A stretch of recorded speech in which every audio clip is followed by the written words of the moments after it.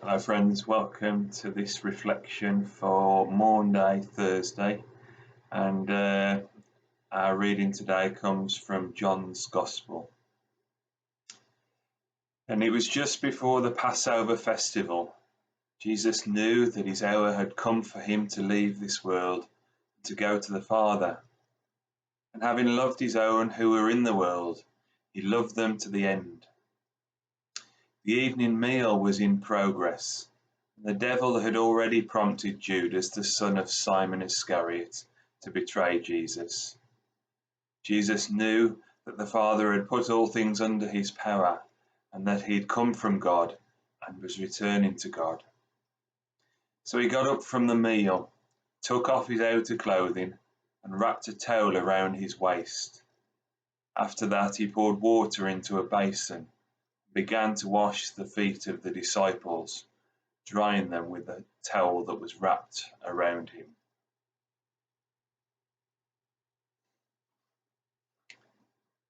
So friends, when I was ordained as a deacon, the year before I was ordained as a priest, I was given lots of lovely gifts, all of which have been special and remained important to me.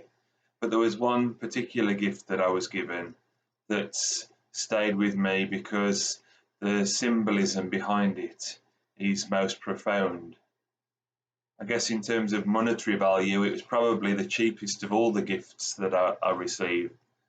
But as I say, the most important thing is what it means. Here it is. You see that?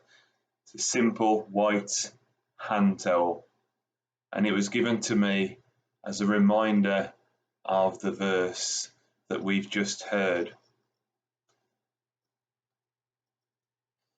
So the incredible thing for me is that even knowing his time of suffering and his time of glory had almost come, Jesus was still able to humble himself, to take the place of the servant.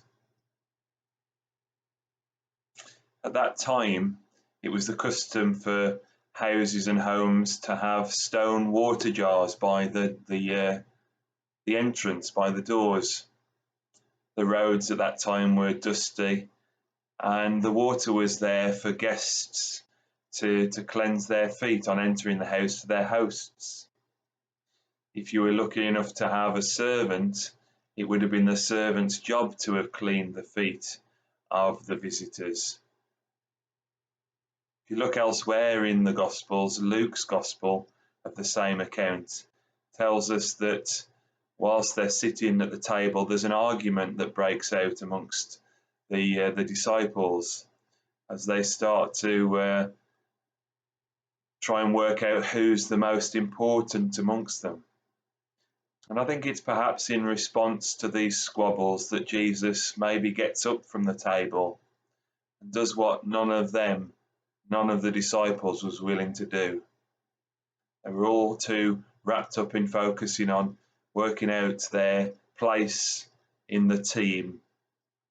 And in this one act, this one simple yet profound act, Jesus makes it clear to them. Jesus answers their question and says, basically, the most important amongst you is the one who is ready to serve and to become the least amongst you.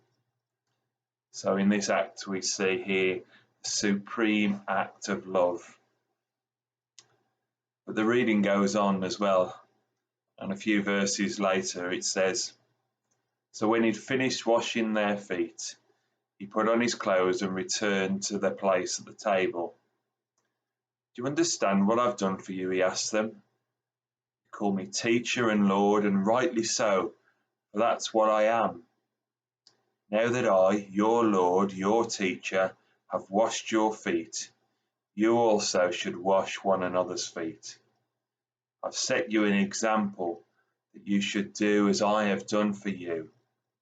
But truly I tell you, no servant is greater than his master, nor is a messenger greater than the one who sent him.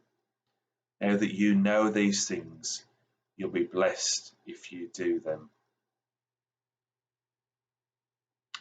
And in this passage, we see the disciples receiving their instructions, receiving their job description. And also, we too receive our instructions. Jesus says, go and do likewise.